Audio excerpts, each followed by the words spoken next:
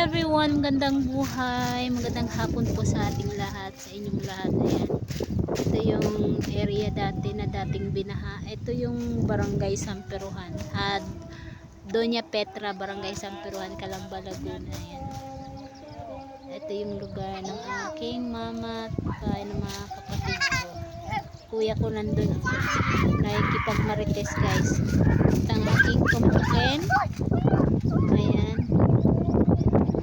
Ngayong araw na to ay dapat may kaunting kami, family outing. So walang service kasi yung sasakyan ay na